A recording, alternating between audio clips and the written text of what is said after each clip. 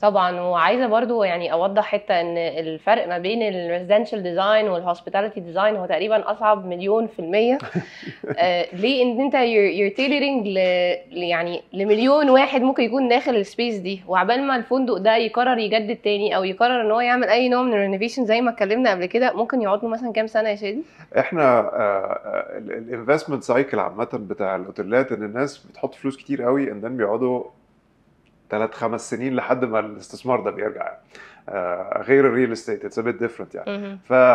وبعدين انا بشوف الاوتيل ده هي مكنه، مم. فالمكنه لازم تدور فيري سموذلي من غير ما تعطل، وبتدور كل يوم. مهم. فيها جاس بيقعدوا فيها on a daily basis باشكال والوان وبيهيفيرز مختلفه، وعيال بتتشعلق في السقف وناس بتخبط في الحيطان، ويعني فالاوضه بتاعت الاوتيل دي بتعاني كتير يعني، مش مم. زي مكتب او بيت او طبعا كل الكلام طبعا، ده. اي حاجه استخدام شخصي اكيد بتبقى اهدى في الاستخدام طبعا. طبعا، فبالتالي when we design it لازم نبقى حاطين كل معايير الكواليتي والسستينابيلتي والديورابيلتي بتاع البرودكت على المده، مهم. عشان الناس بعد ما حطت كل الانفستمنت ده وعندها شركه اداره انترناشونال شغاله وكل الكلام ده، المكنه دي has to be durable.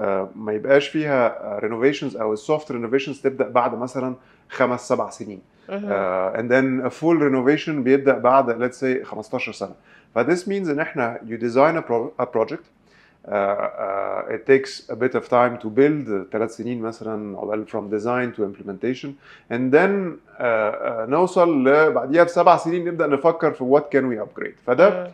it gives you a 10-year cycle of design. مهم. فمعناها ان what you're designing قبليها upstream ب10 سنين you have to foresee ايه اللي جاي.